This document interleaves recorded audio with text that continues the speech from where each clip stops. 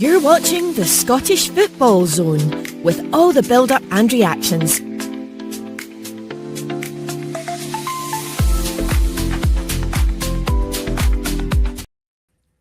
And we're back. It's been a long few days, but there's been a lot of football talking points.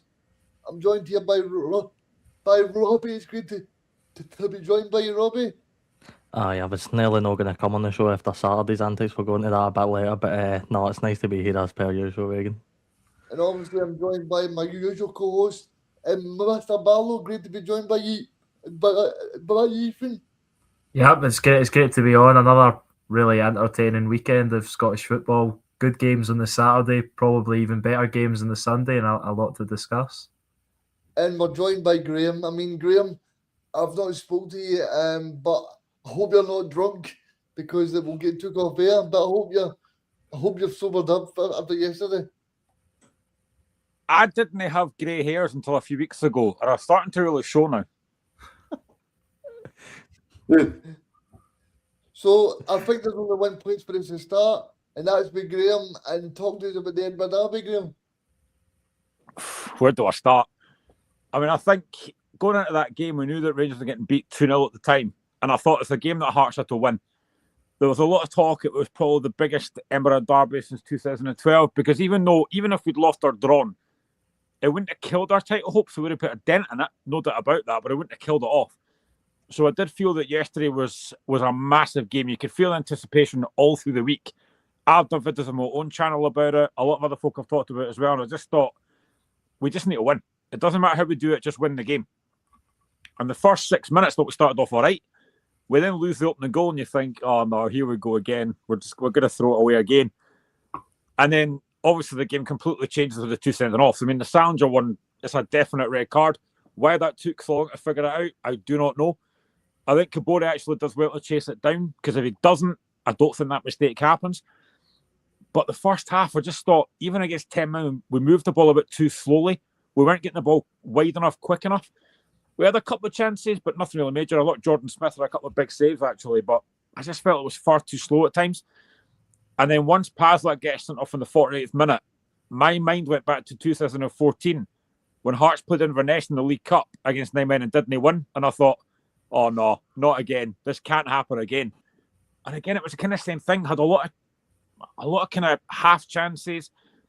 I thought it wasn't going to be our day when Mark Leonard smashed one off the bar, and I thought, yeah, this ain't happening. And I thought, if we lose to 9 men or even draw, we are going to get absolutely hammered, and deservedly so, because you have to beat 9 men. So there was a relief when we got the equaliser. And then we leave it late. Not for the first time this season. We've scored late goals in pretty much every game against Hibs this season. And, Blair Spittle picks his great time to score his first goal, but it was stressful. Because at one point in that game, I was not convinced we're going to get 3 points. So I was delighted. I think it was more relief than anything else, to be honest. Because it was such a massive, massive win. With Celtic winning on Saturday, Rangers dropping points yesterday, that felt really significant. So I am very, very happy about it. But we made far harder work of that than it should have been. But credit Hibs. I thought they defended really, really well. Thrown bodies in the line. They were very, very good defensively. Jordan Smith, like I said, made a couple of big saves. But we got the job done. And that's the big thing. Yeah, Graham, I mean, have you apologised to your neighbours? Because I'm sure after that 2-1, I'm sure you'd have been going nuts. Well, you know what? My son was at his friend's house watching it, and my wife was watching something on TV, so I was watching it on my phone. So when Hearts got the equaliser, yeah, I didn't. She was watching something else on the TV. I know, I'm a nice guy that way. Don't tell her I said that. But I was watching on my phone, and when Shanklin, the own goal went in, I kind of didn't really celebrate too much. When Spittle's goal went in, it was different. I was going mental around the house. And my laddie's 14. He texts me just one word, yes, in big capital letters at his friend's house. So yeah, it was a brilliant, brilliant afternoon for us. Like, what I started with what I started with for Hibs in the game, I thought the goal they scored was excellent for Martin Boyle, the ball, and for Jamie McGrath was superb. And I thought Hibs actually played the game quite well instead of the occasion. I thought Hearts as you said earlier, Graham, I thought they started a wee bit poor, to be honest, in the first half, especially. Both were red cards, I'd agree. Easy enough decisions. I'm surprised the Salinger one took so long, but I'm really surprised at the reason the Salinger one, the Dogs will commit for that red card. I didn't expect it to go down as a denial of an obvious goal scoring opportunity, but it was still a red. I think it's because of Kabori. I think because Kabori is actually going to get there, and if he doesn't pick the ball up, there's a chance Kabori gets a touch on that and scores. So I think that's probably why it is. Because if he's not in the near vicinity, I don't think that's given as a dog. So, but I think that's what it is. It's because Kabori is there, and he could possibly win the ball.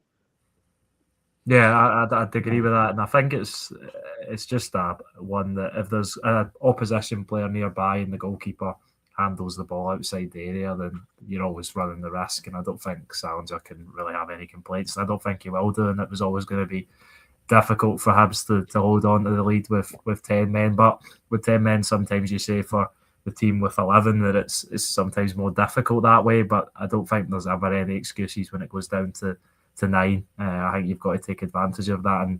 And you can say what you want about Hearts' performance, but they dominated the play and then got the goals that ultimately their dominance probably deserved. And they were unfortunate for Hibs, both deflections in a way.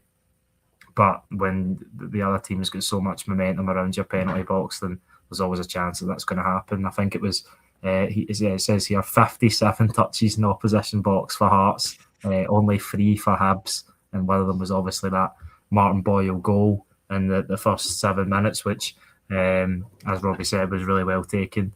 A good ball from Jamie McGrath. And then just after they got the goal, Jamie McGrath had a really good chance to slide in. Was it Boyle again? And made a mess of it. And you just think, would it have been a different story had that went through and Hibs got a second quickly after? But obviously it wasn't to be for them, and Hearts took full advantage of what were 2 clear-cut red cards and a bit of negligence, I would say, probably from both players. The Salinger one, he's got to know he's outside the box, and Felix Pashlack on a yellow card, you can't be making those kind of tackles. I actually was going to reference what you just mentioned there. I actually think you look at big moments in games, and of course the sending offs are critical, but actually that just before the first red card, that is when McGrath is through and he could play Boyle in. I think if that goes 2-0, it's a very different game. So that moment was really, really important. And I do think as well, a lot of Hibs fans are criticising the referee. I'm sorry, but they should be criticising their goalkeeper. Some of them have. And as you mentioned there, Paslick's on a yellow card. Why are you making that challenge? And I think he's actually very fortunate that it's not a straight red, because he goes in studs high on Benny. That could be a straight red, let alone a second yellow. So I think he's a bit fortunate with that one. Yeah, that's one of my big mates is a Hibs fan, and like Graham's boy putting Yas in full caps, my Hibs mate wrote something very different in big caps after the second goal went in. But he was very rightly so angry at both Salinger and Paslick, because it felt like neither decision had to be made in the game. I think if it went different, Hibs maybe ride it along, get a bit more fortunate again. But to be honest with you, if I was a Hibs fan, I'd probably feel led in by both players. That's, as Graham mentioned earlier, it's probably the biggest Edinburgh derby ever is since 2012. That's to stop your rivals winning the league, and that's the type of stuff you're doing in that big game. That sets a really bad precedent. And I actually thought, to be fair to Smith, when he came on the park, I thought he was excellent for Hibs. I really kept him in it for long parts, but the breakdown for Hearts was always going to happen. And when it did, when Billy Spittle struck that ball, you just know it was going in, and the celebrations for that away end, Graham, you must have been loving watching it on your phone. It was absolutely phenomenal. Mate, I honestly think derby games are always massive, and winning them is important. I actually don't think there's anything better than winning a derby on your rival's home ground. I just think it makes it so much sweeter. And seeing the second goal go in, and a load of Hibs fans just walking at the stadium, made it even better. But like I said, you have to give Hibs credit. They defended very well. 3 balls into the line. I thought Rocky Bashiri was really good. I thought O'Hara was really good. Yes, the goals are slightly fortunate, but we just need to win the game. And I think I have to give a lot of credit to Saber Kurjota, because he changed that game when he came on. Fair play to Derek McInnes. He made the change, brought a proper winger on, and he's got 2 assists. We've now taken 9 points from Hibs this season, 6 of those have been from Sabakar Jota, because he made the goal at Tynecastle for Craig Halkett, and he's got 2 assists yesterday. He was massive for us yesterday. So fair play, because I think he is very underrated, and I think he should be starting a lot more games than he does. Yeah, I think Derek McInnes got his subs. He done really well with his subs because Jota, as you said, I was going to touch on him, involved in the 2 goals. Because Reedus as well, bringing in on at that time in the game, knowing that the space was going to be out wide and you need to stretch Hibs when you've got the 2-man advantage, and then the other sub that comes on early in the match, Battle obviously gets the winning goal. For Hibs, there was a load of standouts. I actually thought Megwa was really good when he came off the bench at the start of the second half, made some really good interceptions and tackles, and it was that kind of feeling, I think, around Easter Road where the fans were probably fearing the inevitable that Hearts were going to go on and get an equaliser and then win the game, but at that point it looked like Hibs were throwing everything into it and maybe were going to get out with some sort of result. But as soon as Blair Spittle's goal goes in, the Hibs fans are pouring out because they know their team's not got it in the tank to go up and get an equaliser. That was just how the game was, and it is always how the game is when it's 9v11. So credit to Hearts, because all the pressure was on them when it went down to 9 men, and they had to get the 2 goals, and they done it, and now they've still got the same lead, obviously, over Celtic, but extend their lead over Rangers after their defeat earlier in the day. Yeah, I mean, I think in terms of Hearts, Graham, I mean, psychologically that must be so special as well. Yeah, absolutely. You always want to win the Derby games, but I think it was just more significant because of the results this weekend, with especially Rangers getting beat. You know, I kind of thought Rangers might win that game. When it goes 2-0 to Motherwell, you think, oh, this is a big game now. But then obviously Motherwell will get the win in the end. But it just felt massive for Hearts. Because like I say, if we drop points against 9 men, we'd have been rightly criticised for that. So, I mean, I think to be fair to Derek McInnes, he did actually say it's very difficult because you can't really train against 9 men. It's very unusual. So we had to find a way to break Hibs down, and we did that in the end. It took a long time, but we did it in the end. But it does feel, I think psychologically, it does feel massive because it just shows that we just keep on going. You know, we don't stop, we don't give up, we keep going to the last minute, and we get the reward for that. And now, I mean, I've said all season I don't think Hearts win the league. And, I mean, yes, I do believe we can. But it just, the more it goes now with only 4 games to go, you start looking at the games and think, that Rangers game on Monday, that could be probably now the biggest game of the season. Because again, I'm not going to say this is going to happen, but if Celtic were to drop points to Hibs on the Sunday and we beat Rangers, you kind of mentioned it before we came on air, we've got one hand on the trophy, and that really worries me because you're so close. It can get taken away like that in a heartbeat, so it's generally very concerning. Start to dream, Graham. Start to dream. If you don't dream now, you're never going to dream, to be fair. But one thing I was actually, I don't know about anybody else, I was really happy with the Sky coverage yesterday, which I've not seen a lot of people say, but I thought some of the drone shots they got, especially when the Hearts second goal went in, you sort of see the Hibs fans flooding at the stadium, and I thought the way they handled the sort of co-coms as well, having one Hearts and one Hibs sort of commentator alongside each other, I thought the way Sky handled the coverage was actually pretty good. Yeah, it was. I'd agree with that. I spot on. I'm quite glad, and no disrespect to James McFadden, but I'm glad that they decided to choose someone else, because it seems every match right now he's on. I don't know if you actually seen the very funny meme the other night where he took his top off and swapped it over with Darren O'Dea. Oh, yeah, his jacket. Yeah, his jacket. Yeah, I did see that. It was amazing.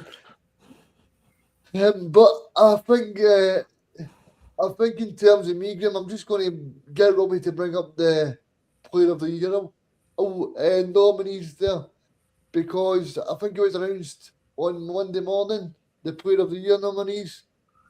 I think Robbie's favourite player to ever play in Scotland is on that list. if anybody knows Robbie very well, it'll be Just. But I think for me, Robbie, it's got to be Braga. I don't. To me, it goes to neither. To me, it goes to Maswinishi, I think, in my opinion. And Oh, I don't take away for the work that Braga's done. I think Braga's a very close push with Maswinishi, by the way. I think he's had an excellent season. And just my bias will never go away for that, man. I just love watching him play. But you look at, it's difficult enough at times to score goals for any team in the sort of top flight. We've seen strikers at Celtic and Rangers struggle this season, but you look at a high flying Motherwell team that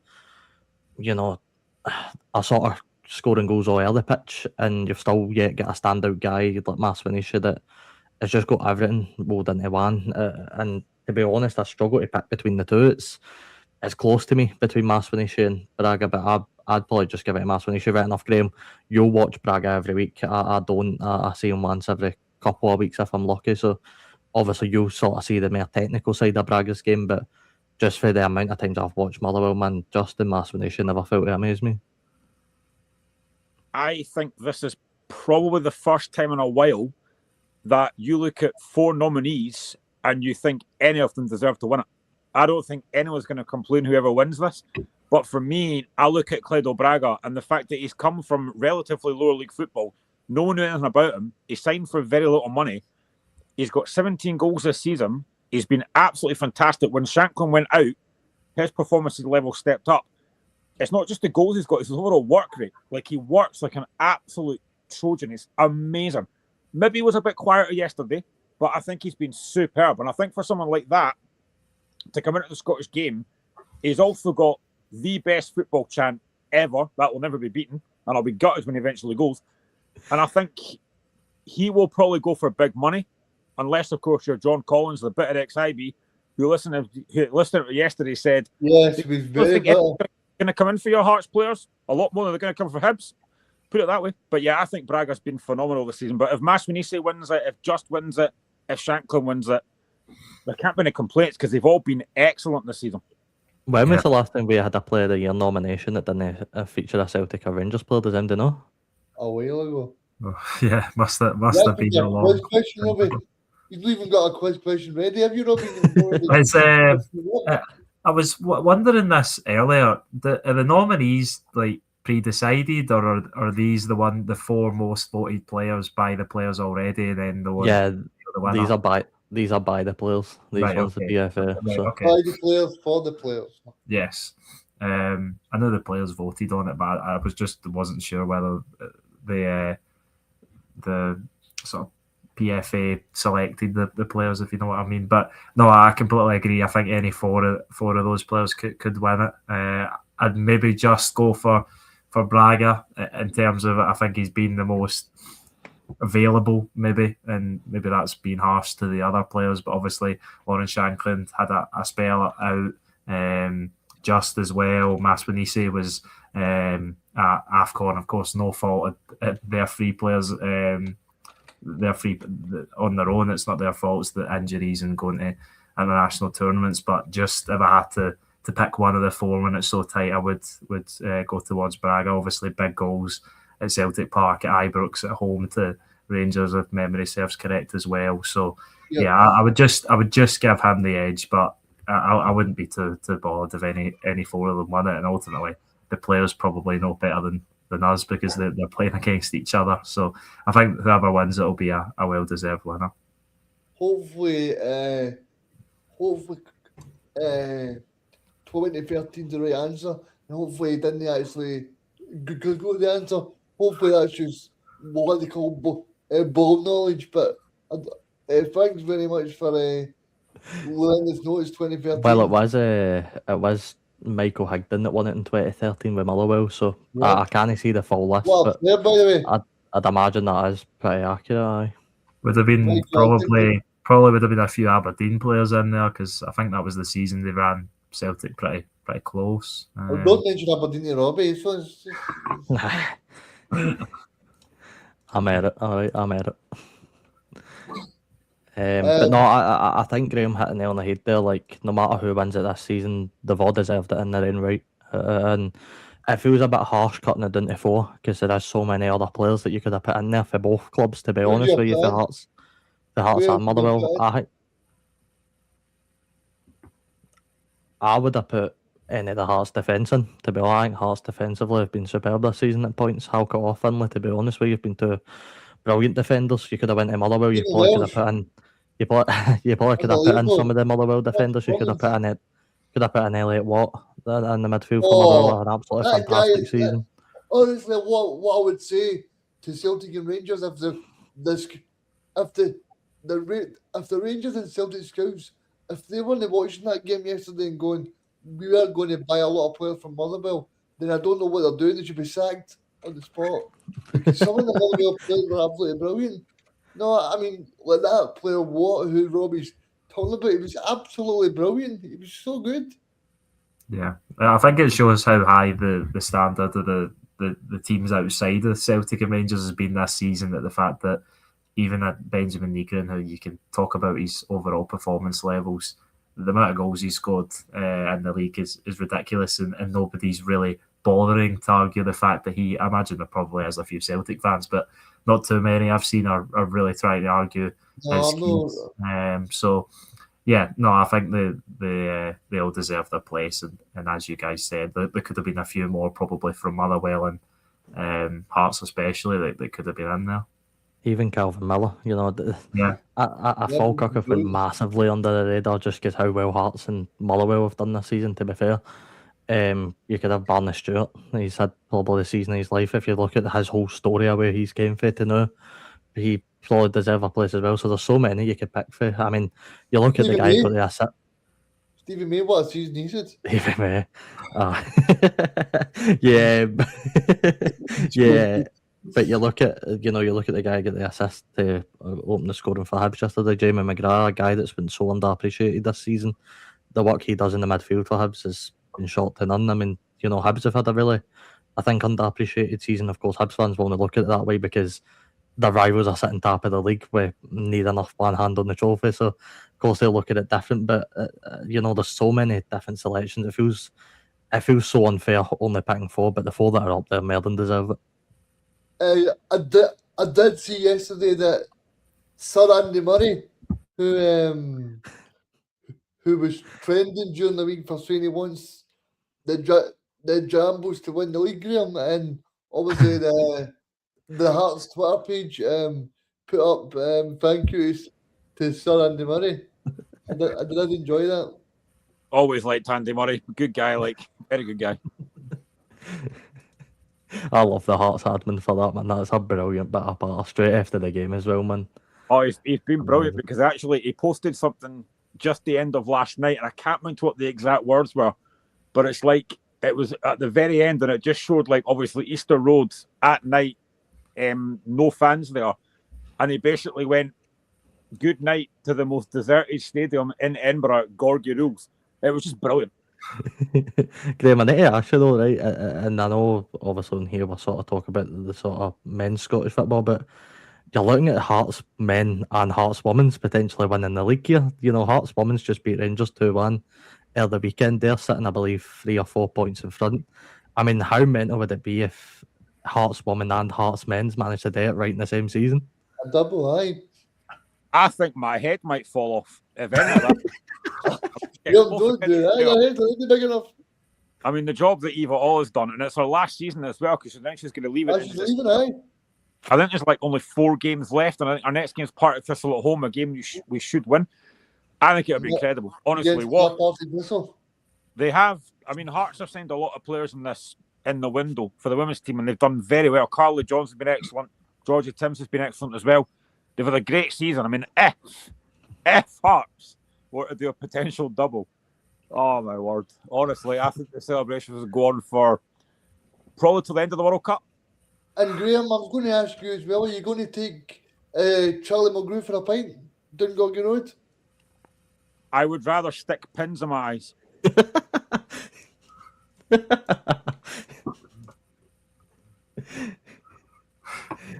That's incredible, man. Oh, but honestly, I mean, he'd probably leave me in the car because he's used to doing things like that. But I mean, you were talking about Eva Ola there. I mean, she has done a sensational job at Hearts. Is it confirmed where she's gone? Do you know? Is she just leaving Hearts? Or?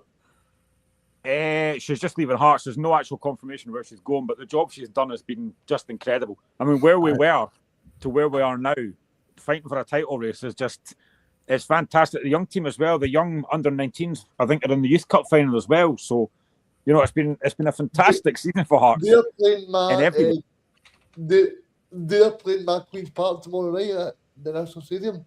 Oh, that's an easy Hearts then. Easy one. No, Queen's Park are playing well. That's the first trophy down this season. I was talking to a few of the players on Friday. They're looking forward to it, Graham. They beat Aberdeen the round before. There's a little chance for them. So a follow-up question then, if Evo doesn't have an job lined up right now, looking at that, was it Mary Louisette, I think her name is, that got a job in Union Berlin, do you think we're a million miles away from seeing maybe women coaches take the transition into the sort of men's, like, sort of top flights? You know, I'm not saying flinging in at the Hearts men's job in the Premiership, but, you know, how far do you think we are away from maybe seeing managers transition for the women's side into the sort of men's game? I've mentioned this quite a while now. I don't think we're that far away. And you know what? See if they're good enough. I don't mind it. You know, I think it's maybe a good move. I mean, the big one that I thought might happen was Shelley Kerr, but that didn't quite happen yet. I mean, she's at Hearts just now in her capacity, but I don't think it's as far away as some people probably think it is. I'd agree with that. Might be the new Scotland manager after Steve Clark goes, you never know. We're all looking, to be fair, we do need one, so maybe. Was there anything else you want to mention on the Edinburgh Derby? I just think, I mean, the thing they do about limbs and stuff, that away end of Dunbar yesterday was just outstanding when Hart scored that goal. As I said, there's nothing better than winning your own rival's team patch. It's amazing. And I just think that, again, McInnes has done such an amazing job this season. You saw the reaction after the game of the players and the fans. There's a real togetherness there, and it feels like a proper Hearts team. You know, I'm not going to say we're a fantastic team because we're not, but we are winning games, and that's all that matters. And yesterday, as I said, just felt massive, because if Hibs had won that or got a draw, they'd have put a massive dent in it. So that felt so important. I'm delighted to win the game, and now 4 games to go. My word, I can't handle it more. Graham, I just wanted to ask you one more thing on the actual match, right? Do you think that in terms of Celtic Rangers, obviously local rivals as well? I mean, I think the record the Hearts have built up, beating Celtic twice, beating Rangers twice, beating obviously your local rivals as well quite a few times, and obviously doing well against Falkirk. I think the point that they made on Sky yesterday, I think the biggest difference for Hearts is they've managed to win all the big matches. Graham. Yeah, that's massive. I mean, I reckon against the top 6 this season is outstanding. I reckon against the bottom 3 teams, not quite as good. But we seem to raise our game with the bigger games, and that's what gives me a bit more belief about these last 4 games. You know, I think had we not won yesterday, that would have been a massive blow for us. But the fact that we're unbeaten at home this season, and we've got Rangers at home next week, I mean, that is going to be an incredible game. Whatever happens on the Sunday, we're still going to be top no matter what happens. But it's such a big game. But, I mean, I've got a question for you guys. I'm going to flip this around because I've seen I've seen a few folk talking about this, and I've seen Hibs fans talking about this.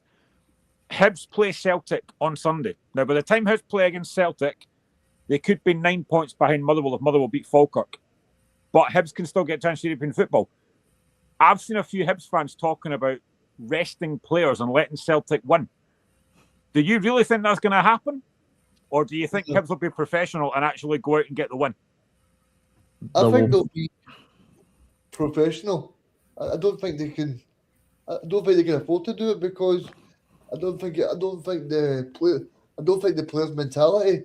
But I think it's talk is cheap for me because I wanted Spurs to lose against Man City last year, which they did. So I can't really say there is, you know, it's not going to be a case. I think some fans are on the bandwagon of David Gray's going to be in the dressing room going, aye, that's it, lads, just go out and just take the loss. You know, it's not going to be anything like that. I think what you could find is there might be changes to the team. David Gray might rotate the team, but you know, at that point, you know, at the end of the day, lads, match fixing's illegal. You can't match fix a game to lie into a team. You know, it's not allowed. But I think you could definitely see a rotated. You sure? Well, the problem is there's no way to prove it, is there? If Hibs go out and lied into Celtic, then there's no way to prove that they're match fixing. But you get my point. The women's team next week, I think you can guarantee. But there could be a world in which Hibs do play a rotated team, but you know what's going to happen. You know, Celtic might turn up Easter Road and play Hibs full strength and win anyway, so you know it might be irrelevant. But no, I don't see it being a situation where Hibs lied into Celtic. To be honest, I think they'll be professional. Well, it's an interesting one, and it might come up. This sort of topic might come up again when we get to the last game of the season. If Rangers, I think you would need to see Rangers. Oh, Rangers are going to be out here next week. Well, we don't know that, Reagan. If Rangers were obviously to beat Hearts and probably bring themselves back into the race, then there is obviously the scenario that Celtic could be beating Hearts on the last day of the season at Celtic Park to maybe hand Rangers the title. So I think it's an interesting conversation, but I think we'll see how Hibs perform and we'll see how Celtic perform, because if you had to ask me right now, I wouldn't be too confident on Celtic to go there and get 3 points on a sort of, if you were thinking that Hibs maybe weren't going to lie down, but if you bring that into the equation, then maybe Celtic will go there and get 3 points. It's an interesting one though. But if Hibs have obviously, they can still feel they can get fourth, and they're going to try and pick up as many points as possible, and they also need to watch that Falkirk obviously don't jump up a place either. But honestly, I don't think any of those three teams will pick up enough points to really disrupt each other. I think they'll finish as it sits now. I think the only three that are maybe up for contention is the front three, and even then it could easily finish the way it lies now. Yeah. Just to take on this comment, by the way, if Graham's raging, he's not a football fan, because how could he be raging after the season? I'm really feeling like you can see that in my eyes, because I'm absolutely raging like. But no, I could just imagine it. Like, just picture the scene in the Hibs dressing room. Right, there's a German fullback, Paslak, sitting in the dressing room, and David Gray's like to him, right, we need Celtic to win this league here. So what we're going to do is we're going to send you out, but you don't try. You don't try for 90 minutes. You just stand there and let Celtic do whatever they want. I can just picture that in my head. Will he be playing though? Will he not be suspended? Aye, he'll be suspended. He's the first. I get your sentiment. The example is a funny equation. Yeah, a few Hibs players will maybe be scratching their heads, and a few of them will maybe be like, right, I think this is what we need to do here. I mean, could next week be actually an occasion where a Celtic score, Hibs fans cheer as well?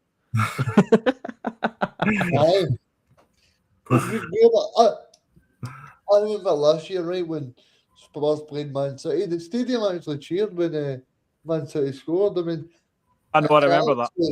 And actually, Graham, Man City actually helped Spurs win the trophy, because Spurs finished fifth, and then they actually went on to win the Europa League. So actually worked out good for Man City, and it worked out good for Spurs as well. So I'm not saying anything towards Hibs, but if you could do me a favour. Aye, well, Spurs can be playing League One next season, mate. Oh, I know. Oh, no. Saturday afternoons won't be the same. It will be. It'll just be Championship football instead of Premier League football. Aye. Well, I'm sticking to the Championship. The Championship in Scotland and the Championship in England, guys.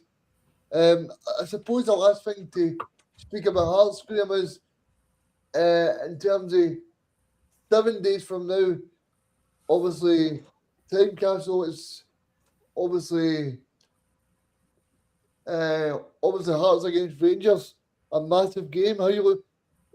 Obviously, I know you've been totally feeling the nerves, Graham, but You must be so excited for that game as well.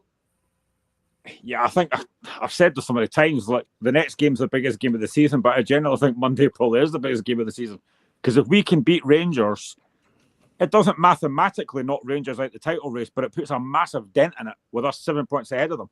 So it's a huge game, and our home record's good. You know, we're unbeaten at home this season, so it's a big opportunity. Only thing I don't like, a 5:30 kickoff for a bank holiday. A lot of folk don't get that off. That's the only thing I don't like about it. But Tynecastle will be absolutely bouncing. And I think, again, I say this so often, we have to start the game well. If we can start the game well, put Rangers under pressure, because as much as Rangers can score goals, they do concede. You know, they've lost 3 goals yesterday, they lost 3 goals against Falkirk. If we can get at them, we can cause them problems. And hopefully, Cammy Devlin's back for that game, because I think he was a bit of a miss yesterday, certainly in the start of the game. Harry Milne as well could be huge if he's fit, because I do like Kingsley, but I just think Harry Milne just offers that bit more on that left-hand side. I mean, Ethan mentioned Alexander Kazridis earlier. I thought he was dreadful when he came on yesterday. Yeah, I thought he was really poor. Against 9 men, I don't think he offered enough. But I think he probably will start next week. So it's making sure that the players are fit and ready to go. We can enjoy this game yesterday for the next couple of days. Then it's back into training, get prepared for that game on Monday. And for me, the pressure's on Rangers. We can probably afford to draw. Rangers have to win. With them being 4 points behind, they have to win. So I think the pressure's more on them than it is on us. Yeah, and how satisfying is it, Graham, that you could put Rangers to bed? Yeah, I think it would be amazing, especially with them having to go to Celtic Park when we play Motherwell. But again, I've said it so many times, I think Motherwell could have a big say in this. They've already beat Rangers. They've got us to play. They've got Celtic to play. They could still have a massive say in this. So, and I don't think anyone's going to be using as Motherwell because nobody has. So it could be a huge plus for us if we can win, but it's a big if because Rangers have got a point to prove after yesterday. So I don't know how it's going to go. I really don't know how it's going to go. And don't forget, Stephen Welsh is right up for it. Did you see his celebration? I did. Celebration was crazy. But I just wanted to now move on to the game at Ibrox. Obviously, that the match finished 3-2 to Motherwell. Robbie, see in terms of you, first of all, I mean, what did you take away from that game? I took away the fact I feel even worse for Motherwell because if it wasn't for the fact Hearts are having a dream season right now, they'd probably be pushing for 3rd place in the league. I mean, the football that they're playing, I managed to watch the first half of the game. The football Motherwell were playing at points, they were passing Rangers off the park. It was like watching the game at Fir Park when they played Celtic after the park and beat them 2-0. It was that amount of levels, and I didn't expect it. You could feel Ibrox was a wee bit tense. Regan, I do believe you managed to catch some of the game as well. You could. I watched the full 90 minutes, Robbie. Aye. You could feel the nerves through the telly. You know what I mean? It was that kind of game. It was really intense inside Ibrox, and Rangers never really got gone. It was a really weird team selection for Danny Rowe. I think Mikey Muir did pick up a knock right enough, but he's probably Rangers' best player, to be honest. And I think I thought Mikey Muir was amazing in the second half, Robbie. It was, I thought when he came on, he was brilliant, and it just felt really weird not to start him. Of course, if he's got a knock, you know, the player's health comes first and stuff, but Asgard was rotten in the first half, like really bad, to the point where I couldn't quite believe it when they subbed him off for Connor Barron. I was a bit stunned, to be honest with you. It was the complete wrong choice for Danny though, but, you know, when Motherwell were 2-0 up, I sort of fancied them a bit more just because, you know, usually by that point it's only 1-0 and you're thinking, right, Rangers will go and make a few changes, get back into the game. They still did, right enough, and you've got to give a huge amount of credit to Chomiti because he's having a pretty good post-split and pretty good pre-post split as well. He's been playing well. He scores again. It took his finish really nice. But Rangers just never built any sort of momentum, and that absolutely killed them. And any sort of momentum they did have, I almost felt like Rangers played into Motherwell's horns because they were getting a bit scrappy at points, and Rangers just had to not do that. Rangers had to play their own game, and they probably would have went on and won it, but they sort of played into Motherwell's horns. It's exactly what they wanted, and Longello just, what a fantastic player to watch as well. I mean, it was excellent yesterday, and Aye, when Motherwell got the goal, it didn't surprise me, to be honest with you, to win the game. I really was. It was flipping towards being that way instead of, you're getting to the last 10 minutes and you're usually going, right, well, Rangers will probably go and win it. Or, if it's Celtic, we've seen it so many times, that Kilmarnock match at Rugby Park springs to mind, you're thinking, right, well, Celtic are obviously going to go and win it now. But And I'm not that being just. bad. Sorry, Robbie, but I'm not being bad on Rangers here. But I feel like if Motherwell went on to lose that game, I'd probably been totally not what they should have got, because that first half, Motherwell could have scored about 4 or 5. Some of the play they were playing was brilliant. Aye, Motherwell deserved to win. And although I was happy for them getting the win, to be honest with you, when Langelo scored that goal, I wasn't surprised at Motherwell winning. It seems to be becoming a yearly tradition now. Motherwell go to Ibrox and win. I think it's the last couple of years now they've managed to go out there and pick up a win. 3 years in a row, Robbie, aye. Aye, they seem to be having a wee tradition, and you're not getting a better moment today. No one knew that when Hearts beat Hibs in that big derby, Motherwell have basically secured themselves that top 4 now, based off of that result. So, aye, it was a brilliant win for them. They deserved it. I thought Danny Rowe's post-match comments were a wee bit too flat for me, to be honest. You're really trying to jig these boys up for a title race, and it fell flat. But I really don't know what they get up to in Spain, because they can bat and looked worse, if anything, to be honest with you. It's as bad as I've watched Rangers recently. So Motherwell fully deserved it, and it's flung a spanner right in the title challenge now. Robbie, I want to ask you this question, because I still don't think Danny Rose won a big, massive match that he has to win. You look at all the matches that he's lost as Rangers manager. You look at the Hearts game in Tynecastle. You look at some of the draws. He drew at the Tony Macaroni Stadium this season when Rangers had a big opportunity to go clear of Hearts, because Hearts lost that weekend. And then I think if you even look at some of the other matches as well, the Motherwell match when Motherwell down to 10 men, Robbie, I just think there's so many big matches where you look at Danny Rowe and say, okay, he's done a good job taking Rangers within 3 points, but you look and say, if Hearts would have been more clinical, they could have been for obviously more in front, Robbie. So I think in general, I just think that in the big matches, Danny Rowe's kind of failing for me.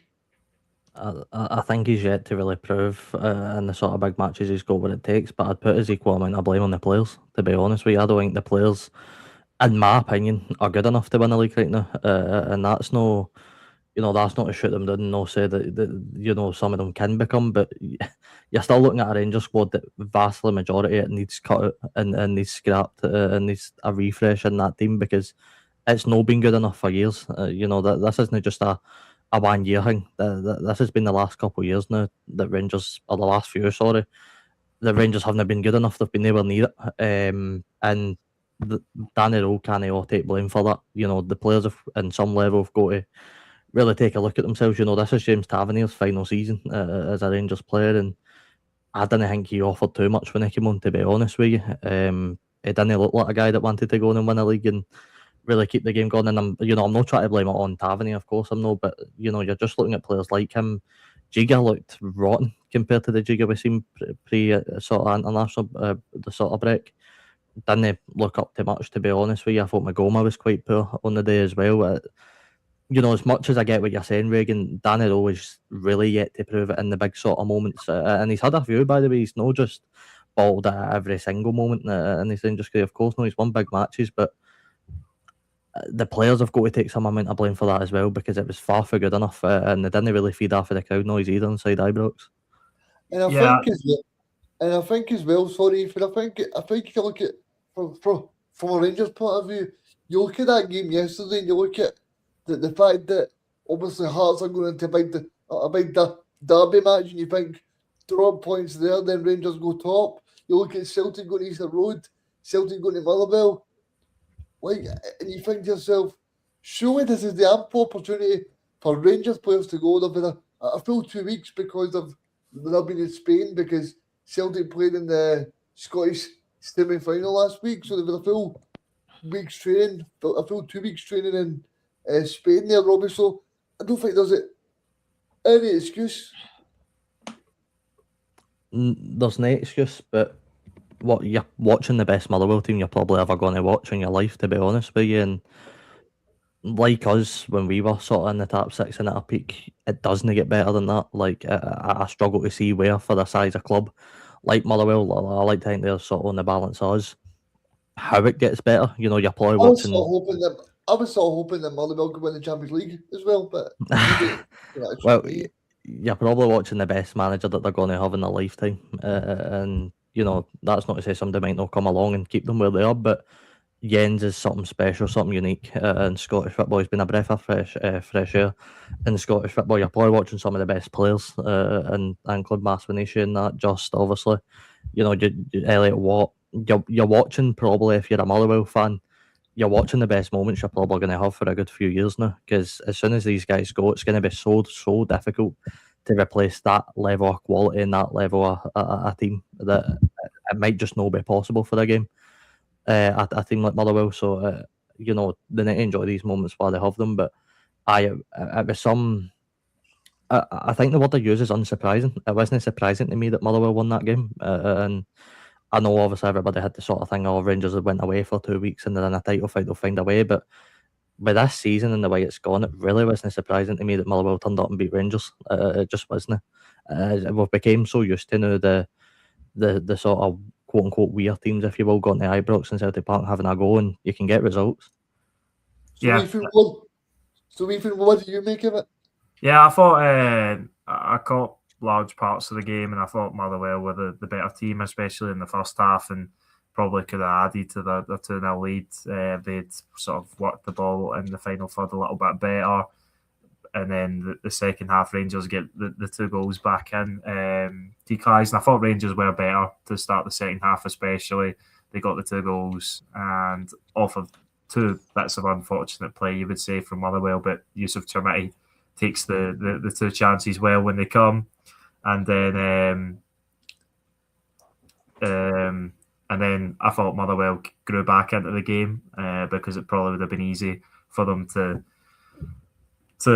I don't know, face the brunt of the Rangers' pressure at Ibrox with the crowd getting behind them and fall away in the game, but they never. And it was an even last, half an hour or so. And then obviously Motherwell grabbed the goal, the winner on the counter at the end.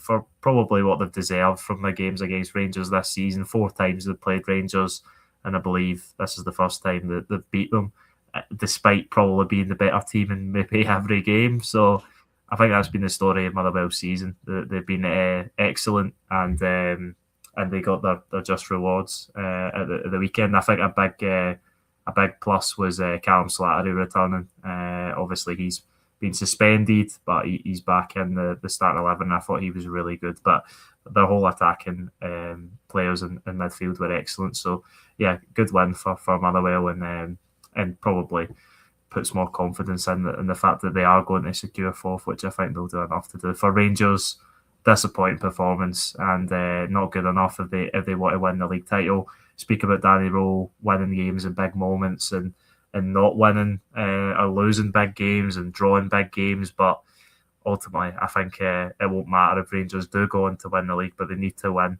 Tynecastle next week, and they probably need to pick up almost all of the points in the other 3 games. So yeah, Danny Rowe's got a big job on his hands to turn this around, but I think Rangers are still well capable, and I've said it a few times, I think Rangers do have the best sort of the strongest squad at their disposal, but I think I said before, I don't think this Rangers squad's got the mentality to get over the line to win that title over Celtic or Hearts. Oh, so even know you're about to leave us in 5 minutes time. What did you think of Celtic match on Saturday?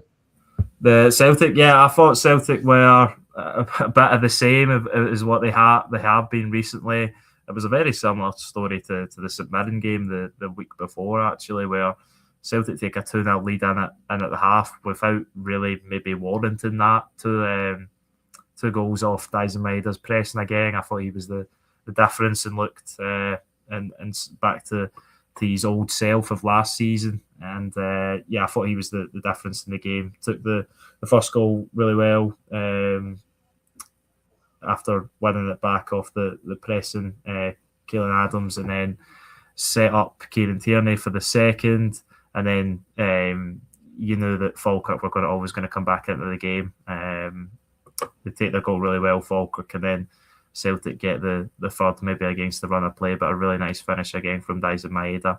And massive win for Celtic, which obviously put pressure on Hearts and Rangers on the Sunday. And I think Celtic are still capable of winning this league title, but I think they'll need to play a lot better in the games to come, because the recent games have been against opponents lower in the league. I know Falkirk are still top six, but they are the sixth of those teams. And I think Celtic will need to be better, but it's encouraging signs that they're getting the results over the line, because that's ultimately the main thing, as we touched on with Hearts. So, Ethan, I just wanted to ask you before you go. I seen last night that Johnny Hayes and Scott Brown were over in Budapest talking to Robbie. Do you think that Celtic are potentially lining up Robbie Keane from Ferencváros? Yeah, I think that's obviously one that's been talked about, but I don't know if he's the right man for Celtic. I'm not sure if he's obviously done pretty well over there in Hungary. His time Ferencváros, I believe they're struggling to get the league title over the line this year. I haven't looked at the weekend's results, but I believe it's not a formality that they're going to win the league as they do in most recent seasons in Hungary.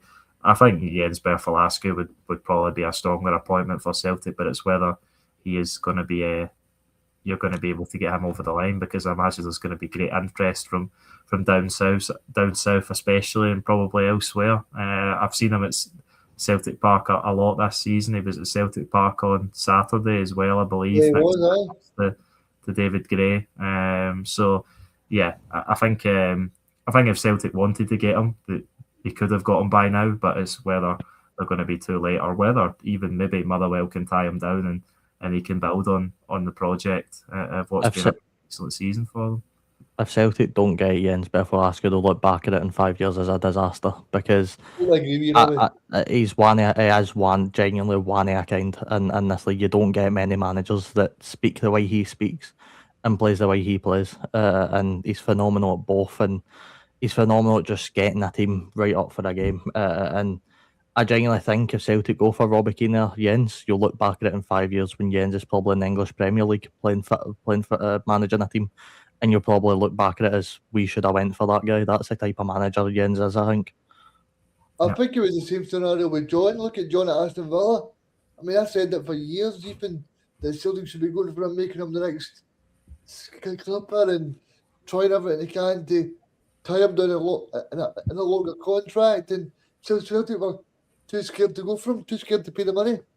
Yeah, and that was it. It was an opportunity missed, and I don't think Celtic would want to do that again. You never know how Jens Berfalascu is going to adjust to going to a club like Celtic. It's obviously different pressure than Motherwell, but I think from what I've seen from his team on the pitch, and from himself personally off the pitch this season, I think he would be more than capable of taking on that role. But thank you very much for having me, guys, and I'll see you all later. No problem. Your 50 quid will be in the post. What is it? I said your 50 quid will be in the post. Cheers. Cheers, see you after. Bye-bye. See you later, mate. Graham, if I can actually link what we were talking about there with Jens and the sort of Hearts, and I don't want to take anything away from you, because the league's not even done yet, and you might win it. And if Hearts are to go and win it, what type of pressure does that put on Hearts to try and keep McInnes? Because the last time we've seen this was for the best manager that's ever done it in the game. What sort of stature does McInnes go to at that point? I think get the statue outside Gorgie, that league. Because I genuinely don't think you can get better than that. I don't think you're going to ever replicate that again. This generally could be the biggest moment in Hearts history for a long time. So I think, I've always said for me that I think if McInnes leaves Hearts, it's probably for the Scotland job. That's where I think he might end up. But he will deserve every accolade that he gets if he wins this league. It would be phenomenal. The fact we're even up there is big enough, given the fact we're a bottom 6 team last season. So I think he would deserve every accolade that he would rightly get But yeah, if he wins this, get a statue outside Tynecastle. You ain't gonna get better than that. Graham, I just want to ask you about Derek as well, right? Do you think it's probably best for him to go off and high? Because you know that obviously Hart, I don't think you're going to get better than that. In case, obviously, I don't think you are. Like, if he goes on and wins the trophy, then you've got to say he's never going to get better than that. If he finishes second or third next year, people are going to go, "Oh, well, it's not as good as last year." But do you think? Wait, Do you think he should go off on a high? wait until Hearts win the treble next year. Wait to win the Champions League. Then he's stuck a bit of an aisle. I mean, obviously, I'd like to think Kenneth will be here for a while, but if he is going to go, you know, if somebody did come in for him at the end of the season, then fair enough. He would go out on a major high if he wins the league. But I've said it before, I still think it's exciting times for Hearts. What happens this season, I don't think this is a flash in the pan. With the whole Tony Bloom and Jamestown stuff, I still think we'll be up there again. And you've all look at the fact that next season, Celtic are going to have a big rebuild. They'll have a new manager in, they'll have new players, and they've got a big rebuild to come. Rangers, we don't know what's going to happen with them this next season. They might lose a few players as well. We've already got most of the players we're going to have next season. We've already added to that with Josh McPake coming in. So I think it's very exciting times for Hearts. I think we'll be up there again over the next few seasons, hopefully next season. But it would be the biggest thing for me as a Hearts fan. It would be the biggest thing ever winning this league. But I don't think it's a flash in the pan. I genuinely don't. Graham, how many nights are you taking off work when Hearts win the league? I hope my boss ain't Don't watching tell that. his boss, Rob. Don't Probably tell about- his boss. For God's No, sake, Rob. How many nights are you taking off when Hearts win the league? That's the. I don't know if a doctor's line can last about maybe 3 months. If I don't go into Edinburgh and see Graham lying in a ditch somewhere, you've not done it properly, put it that way. Oh, mate, honestly, I will be. Yeah, there'll be a big party going on if we win this. Like, Aye, I can only imagine. I mean, you know, the lucky Aberdeen fans that go to experience this, you know, a good 50 years ago, 40 years ago, they must have had some party when that happened, because if you had told them it would be another 40 years until another team's even challenging, you know, they would have enjoyed it even more. So, Graham, I mean, you're going to enjoy this because it might be another 40 years until a team does this again. it may well be, but again, I keep hearing folks say, "Oh, you know, this is a really poor Celtic and Rangers team, and Hearts are taking advantage of that." Well, up there. Why are Hibs not up there? Why are other teams not up there? We're the ones that have taken advantage of this, and hopefully can still do that. But it's been, again, I keep saying it for the last few weeks. Whatever happened, it's been an unbelievable season for Hearts. We've been allowed to dream. We've been allowed to think about what might happen. You saw the celebrations last night. It may not happen again for a long time if we can win this. And do you know what? I probably won't even care, because I just don't think you're going to get better than this. I look at Leicester. They won the Premier League and now they're in League One. You know, things can change very quickly in football.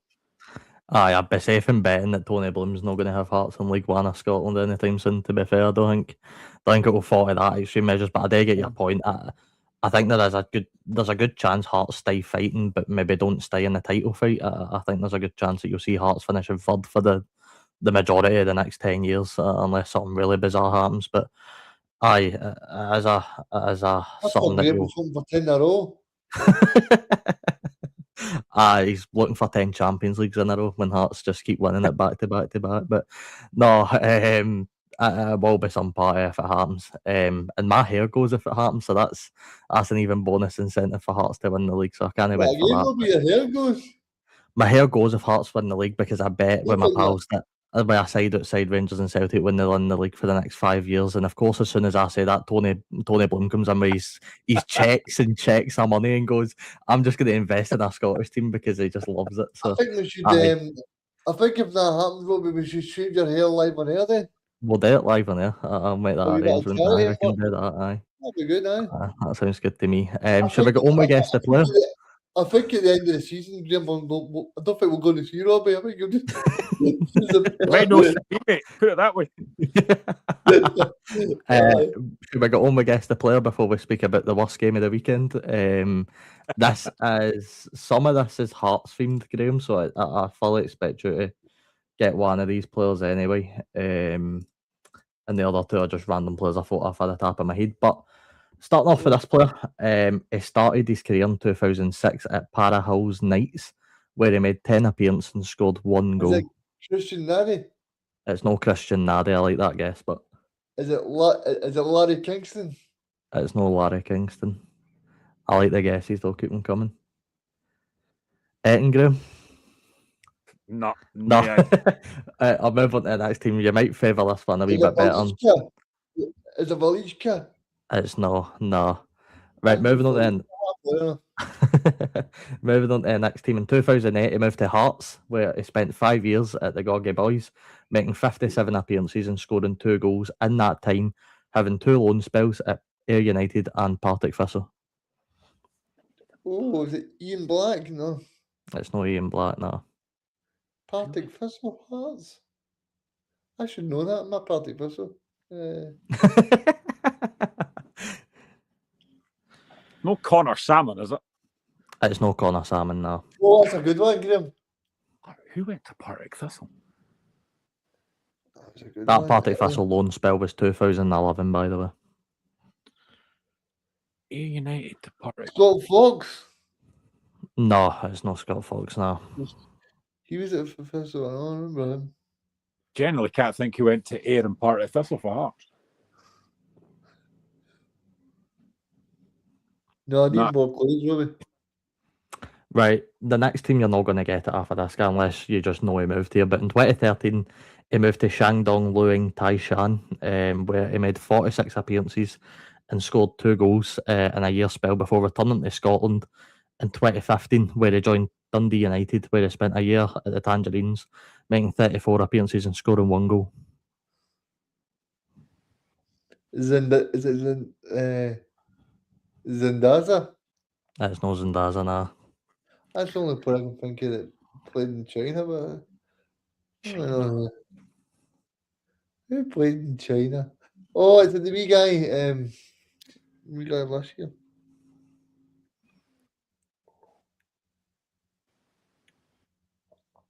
No, I don't know, Robbie.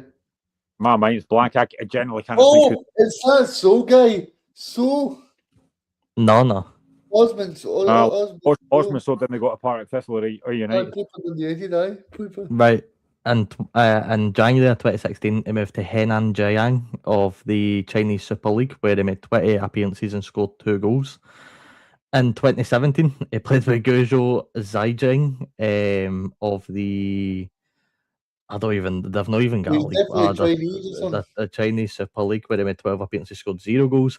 2018, he went to Al Sharaj, where he made 10 appearances, scored 0 goals. Bringing it back onto a bit of reality, in 2018, he moved to Bradford City, where he made 26 appearances and scored 1 goal. Bradford City? This guy's had a good career. Beat China, beat the Mary Hill, and beat Bradford. A few rough times, didn't he? Robbie, I think that's the first time I'm going to be. I'm not going to be getting yes, the player. I should say with Bradford City, also had 1 loan spell at Dundee in the January, where he made 15 loan appearances, scoring 0 goals. Oh, Dundee. What position did he play? He was a defender. I believe right back. I want to say Right back that moved to China. Went to right back, moved to China, went to Mary Hill for a bit, went to Ayr for a bit, went to Dundee, then went to Bradford. Oh, I've not got a clue. He's either a right back or a centre half. He's one of the two. I think he's played in both, so I'll get to him. I'm trying to think. I'm trying to wrap my brain and think who this is, but I generally don't have I don't even have a name in my head. There is 4 teams. There is 4 teams. There's 4 more teams I can give you if you need them. On you go. In 2019, he moved to Sydney FC, where he spent 2 years at the Australian club, making 50 appearances and scoring 1 goal. A right back. I focus more on centre back rather than right back, but I'm led to believe, unless I've seen it on a FIFA card, this guy has played right back in his career. I'm really confused. I'll give you the next club because the next club you most likely won't get it off of, so I'll give you it anyway. So in 2021, he moved to Kuwait SC of the Kuwait Premier League, where he made 15 appearances and scored 1 goal. Before in 2022, moving back to Scotland, where he joined St Johnstone, where he spent 2 years at the club, making 57 appearances and scoring 2 goals. There is one more club I can give you if you need it. Are you getting anywhere, Graham? I need your help here. Oh, wait a minute.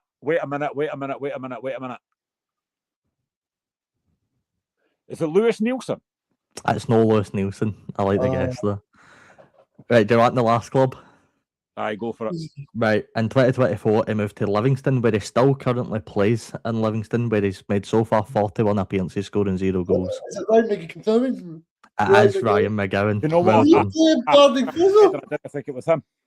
Did he play in Partick Thistle? He played Partick Thistle on loan in 2011, yes. He made 8 appearances. I would have then went on to tell you he made 22 caps for his national team Australia between 2012 and 2021. You know, I actually had 2 names in my head. I had Ryan McGowan and Dylan McGowan.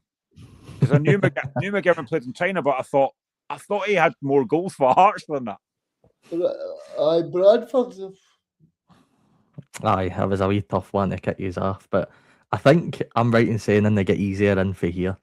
So the next one, this guy started his career in 2000 at Motherwell, where he spent 3 years at the club, making 63 appearances and scoring 26 goals. Paul Lambert. There's no Paul Lambert. Alright. Anything so far, Graham? Michael Higdon. No Michael Higdon. I like that fella. But... so in 2003, I have a sneaky feeling this is where you'll get it. In 2003, he moved to Everton, where he spent 5 years at a club, making 100. It is James McFadden, Reagan. Well done. Yes. I bet you an easier one to get than the last That's time. because I was saying that he was on my telly too much. And the last one, this player started his career in 1999 at Motherwell, where he spent 5 years at a club, making 97 appearances and scoring 9 goals.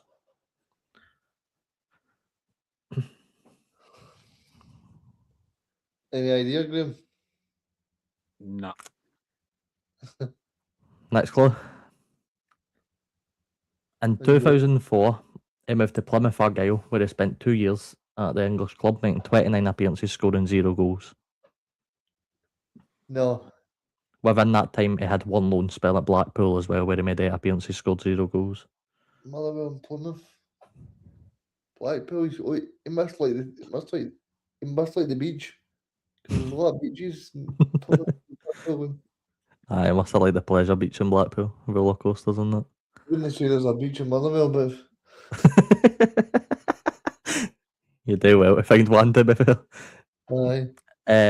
If you want, I can move on to the next team. On you go.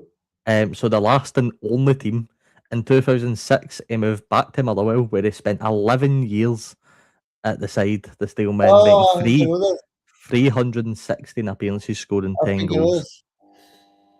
Is it David Clarkson? It's no David Clarkson. I like the guess. Oh, is it no? No. No.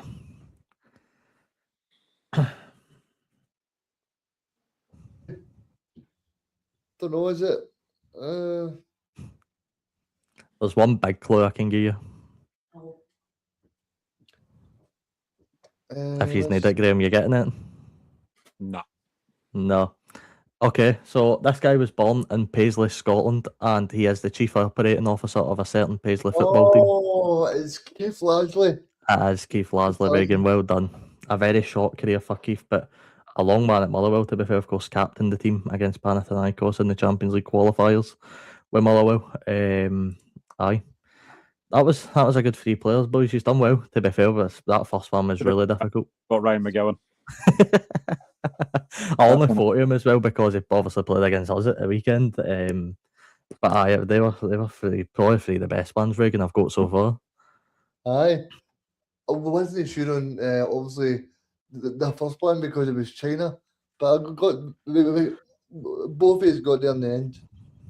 I knew played in China as well. I don't know why I just didn't say it, but it's the Partick Thistle thing and it threw me off. I know. Very unique loan spell. Aye. But before we go, I've been dreading to talk about this for the last hour and 10 minutes, but I feel like I only have to because it's my team. St Mirren lost to Livingston 2-0 at the Smizer Stadium. I believe it was 32 games without a win for Livingston. As Reagan drops off, I think that's him away now. But yeah, my last year about it. First of all, what a win for Livingston. Yeah, I mean, only their second win this season. And I mean, I think they probably are going to go down. Mathematically, not down yet. But it does feel like a huge win. And to be fair, they've been getting closer. They've been picking up some decent results. The draw against Hearts, the draw against Rangers a while ago. They have been well in games. It's not like they've been getting hammered every week. They are in games and drawn quite a few of them. So it feels like a big, big win to just put that bit more doubt in the teams above them. But yeah, I think Marvin Bartley's done a very good job. They seem to play a different brand of football. They look a far more organised team. And to go to Paisley, no team gets it easy there. It's a big, big win for them. I mean, it probably is too late. But you know what? They keep fighting. They just keep on fighting. And that's a big, big win for them. Like Reagan, I just talked about there, you were mentioning that half air. Marvin Bartley, what an absolutely unbelievable job he's done with Livingston to turn them around. I know, as Graham said, they may slightly down, but he's got them playing some nice stuff, and it was some win in Paisley for them. And obviously don't forget the Ruby Rangers, Ruby Hearts. So they've actually done well against the big teams as well. And obviously doing well against St Mirren was a big surprise because I thought St Mirren would probably win the match by 3 or 4-0, Robbie. Because obviously you were talking about tiki-taka football and stuff like that. I was starting to think it was going to be but I think it's a bit of a reality check because I think in terms of St Mirren, I think it's been a brilliant season, but you don't want to get dragged into that relegation playoff as well, Robbie. Well, we're already in it, mate, to be completely honest with you. We've been in it for a wee while. It feels like that result of the weekend, reality finally set in that we are actually in a bit of trouble. And it's not often I'm going to be too critical of Craig McLeish because he's an interim coach and he's so inexperienced to the point where it almost feels a bit harsh to criticise him. But I sat and watched that 90 minutes in the sun to look like a squashy bar by the end of a squashy sweets, you know, the wee pink and white ones. That's the only way I could describe my own by the end of the day. And he just got it all wrong. And I don't think Ayunga's injury now helps. He went off the pitch, I think, 56 minutes into the game due to an injury.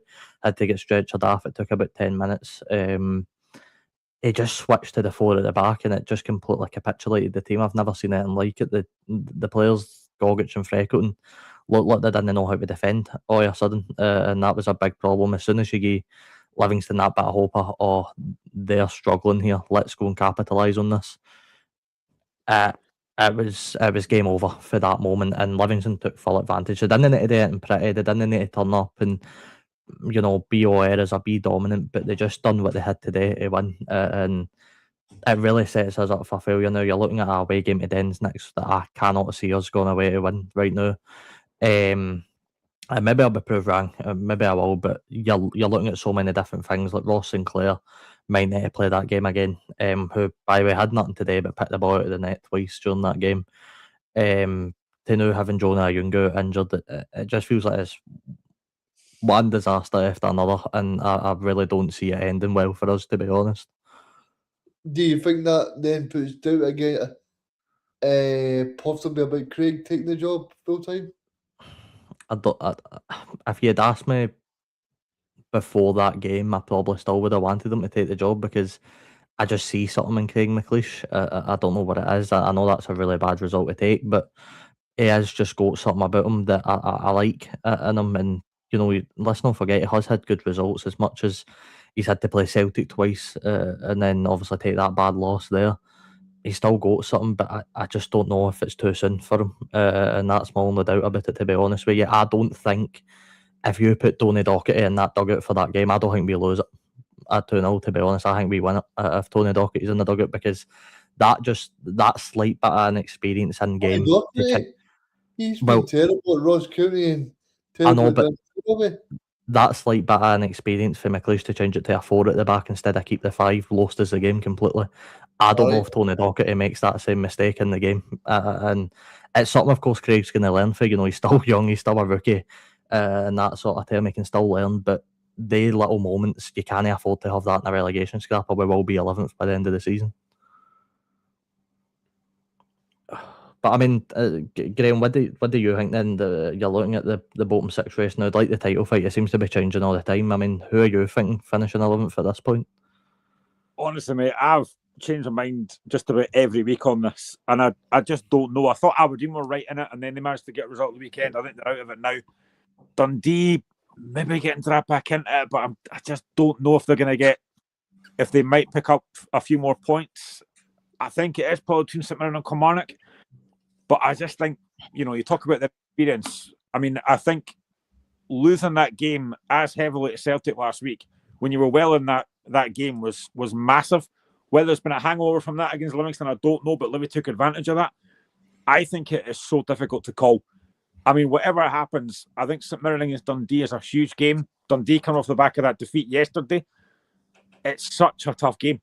And I think if St Mirren can win that, I think they might be all right. I think Kilmarnock might be in the one in playoff, but honestly, I can't call it.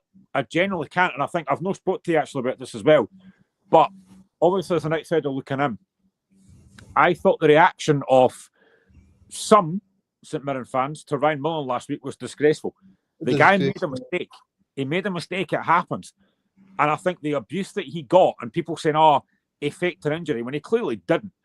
I thought it was really uncalled for. And I think, to be fair to Alec Gogic, I thought he did really well to come out and say, look, no, get behind the guy. Craig McLeish as well.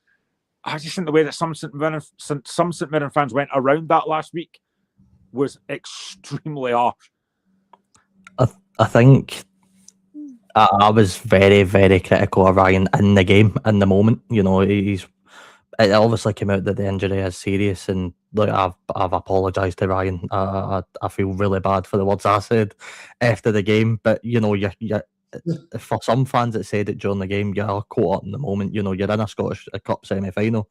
Of course, you're going to be a bit overly critical of the fact that he's dumped it on a 17-year-old in that moment, but it's very understandable. It's a long-term injury. It's a severe injury that could really set his career back.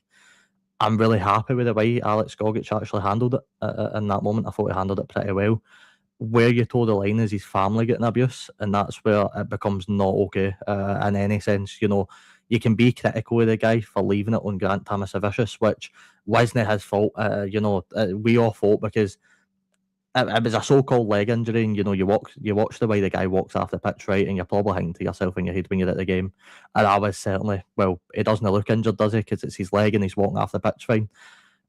It's not until you see the severity of it, you realise, he actually had to go off, and I thought Grant handled himself superbly, but for people to actually give his family, and specifically Ryan, target Ryan in abuse as well, is completely unacceptable. You can have an opinion, you can think, that wasn't a very good thing to do, but at the end of the day, it had to be done, and what happened. So any of the abuse that it was given towards his family, and I will just say it wasn't even just St Mirren fans. I've seen a lot of different clubs fans give him some amount of abuse, and I think you probably know what fan base I'm talking about. But there was a lot on Twitter after the game that were targeting him, and I didn't think that was very fair at the time, to be honest with you. I want to get your thoughts as well, because the BBC put an article out and said the St Mirren goalkeeper, disgusting. The St Mirren goalkeeper that let in 5 goals. I thought the headline from the BBC was terrible, really bad. Absolute disgusting. And you know what? See, if Michael was here, Michael would say, be careful what you say, right? Because they don't have a chance to defend themselves. Grant Tamasavicius didn't have a chance to defend himself for that headline. How bad is that for the BBC? A 17-year-old guy just signed a new contract at the club. I don't know if he's a born St Mirren fan, to be honest. I couldn't tell you. But the club he sort of grew up playing in the academy. I think he's been in it since 13. And that's the headline they gave him, to signing a proper professional contract. I don't know about you, Graham, but that was absolutely disgusting to me. Yeah, and he wasn't at fault for any of the goals either. Like, there was nothing he could do. He was let down by his defenders in front of him. I did my own TikTok page on this. I thought he handled himself fantastic. A 17-year-old laddie getting chucked in for his professional debut in a Scottish Cup semi-final against Celtic, I thought he was excellent. And for them to put that headline on, we know that journalists and stuff like to be dramatic and like post stories that make papers, which, again, they always do that. But that kind of headline, there was no need for, because there was nothing, absolutely nothing he could do about any of those goals. I've never wanted a goalkeeper in my life to come back in like 10 years and win the Scottish Cup with St Mirren against Celtic in the final, because it would just be such a fairy tale moment for him. And he will get games at us. I'm more than comfortable now having him as a backup goalkeeper, because he's earned it. I mean, you're right, he stepped into such a big occasion, and I think you could see he was probably a bit nervous, but that's only to be expected. And I thought, actually, after the first 10 minutes of him being on, the nerves completely shattered after young guy. I thought the team really rallied round and worked quite well. And I done well, but again, Probably it could just have feeds won back. it. Probably could have won it, Robbie, when he got to 2-2. Only if there was another like 2 minutes on that game, I think someone probably win it. But I need to stop thinking about that, because I'll just start greeting again. But no, it comes back into that boat again. Reagan, so much inexperience right now. You know, we've got a sort of main goal scorer in big moments, a younger. He's now injured. We've already got a few injuries. I think Marcus Fraser might be coming back next week, which could help. But you're looking at so much inexperience with St Mirren, and then you look at the flip side at Kilmarnock, who have a lot of experienced players and a pretty experienced coach as well, with a pretty experienced background team. What are you sort of thinking? Are you flipping on the side of Kilmarnock maybe to stay up? I think it all depends on the match against Dundee on Saturday. If St Mirren can get a draw of that game, so build some momentum and stuff like that, Robbie, then aye. But if St Mirren, if they go to Dundee, Robbie, and they get a 2-0 defeat and things are not looking good, then you're sort of looking and you're saying, look, as much as St Mirren have been here for the long haul and they've been here for a long time in the Premier League, I think you're looking at that playoff. Don't. No, I'd agree, to be honest with you. But Graham, my old pal Stevie Robbo doing his a turn. Aberdeen beating Kilmarnock 1-0. It wasn't pretty, I don't think, for the highlights I seen. But Aberdeen got the job done, in which was probably a game that kept Aberdeen up, to be honest with you. Yeah, I think that's a huge one. I think if they'd lost that, they probably would have got dragged into it. So it's a big, big win. And again, at this stage of the season, it doesn't matter how you do it, just win. We had the same thing last season. We were in the same position. You just have to win these games and get it over and done with. You just want the season to end. Certainly Aberdeen fans do. And then build for next season. But again, Kilmarnock, they went to Easter Road and lost the goal inside 13 seconds. They've gone to Aberdeen and lost the goal inside the first minute as well. They can't keep conceding early goals. They give themselves too much to do. So they've got some big, big games now coming out the last 4 games.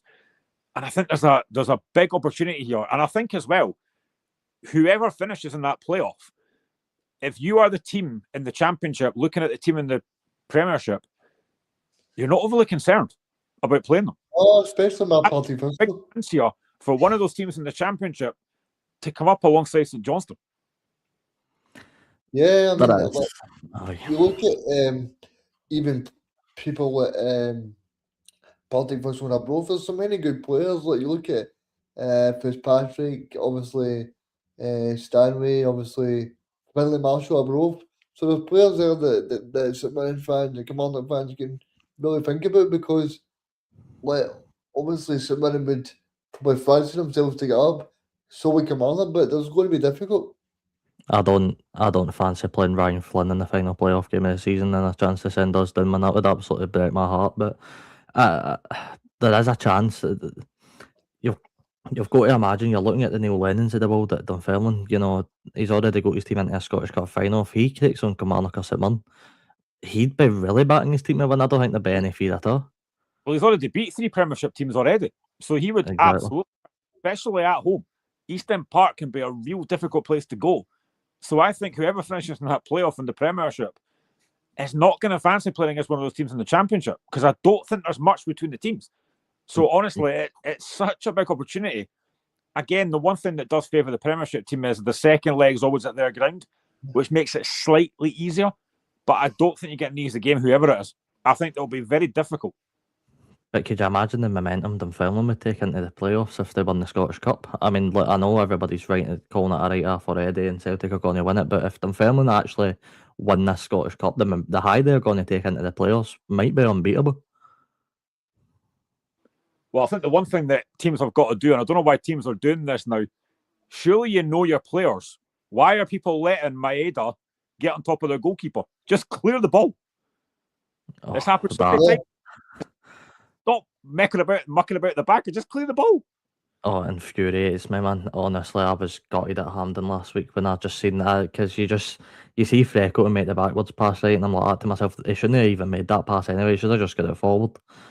And then you see Ryan Mullen take a touch, I'm like, oh my god, he's slipped, and Maeda pounce and tap it, and you just expect, you know Maeda's going to do that. Like, we can see it for the Stones, you can see him for kick-off, just bolt straight up the pitch, you know exactly what he's going to do, and I think, again, going back to hindsight, if Shamal George is in goal, he probably gets rid of that and all the sort of rest of it. But as a keeper, you've got to know your players inside out. And if Dunfermline are going to try and win the Scottish Cup anyway, you're going to need to be right on top of Maeda on the day, because you can't afford to make mistakes like that.